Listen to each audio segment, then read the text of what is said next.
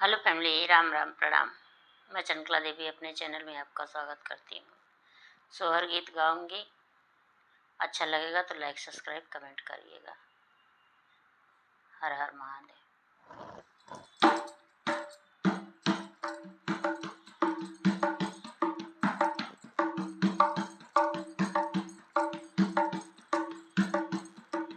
कांजना में श्री राम होत कहाँ कन्हैया जन्मे कहाँ कन्हैया जन्मे हो मोरी सखिया कहाँ जन्म ले गणेश होती नाहूँ करवा सोहर होती नाहूँ करवा सोहर हो मोरी सखिया कहाँ जन्म ले गणेश होती नाहूँ करवा सोहर होती नाहूँ करवा सोहर हो।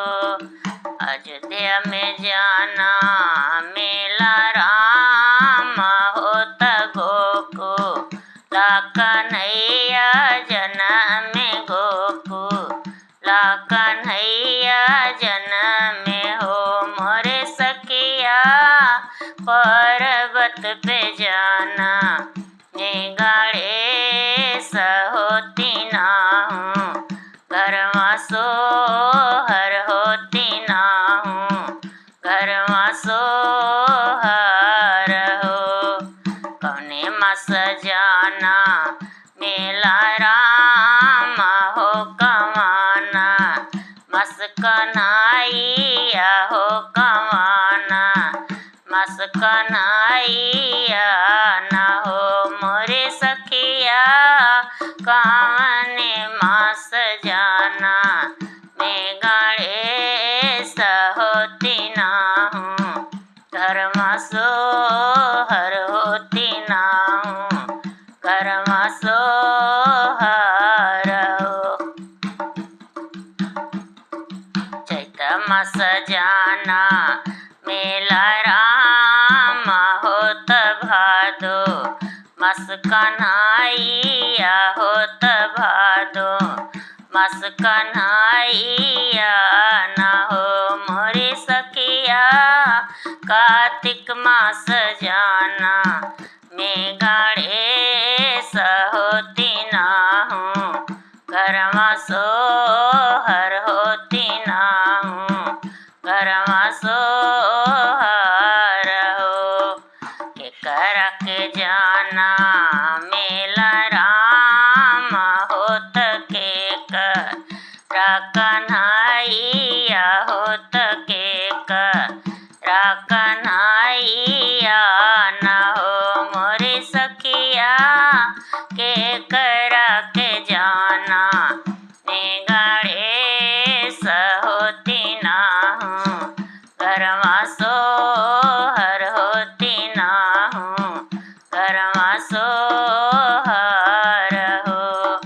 कौशिला के जाना मेला राम होत देव की कन्हैया होत देव की कन्हैया न हो मोरे सखिया गौरा के जाना मैं गणेश होती नाहूँ करवा सोहर होती नाहूँ करवा सोहर हो।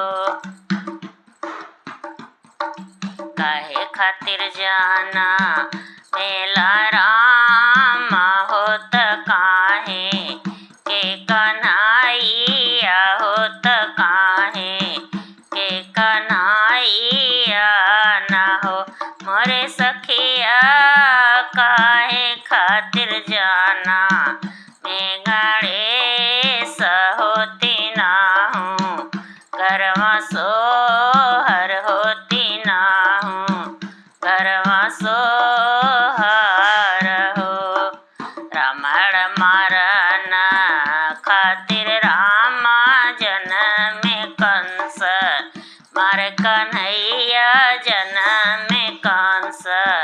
मारे कन्हैया जनमे हो मोरे सखिया पूजवा हो का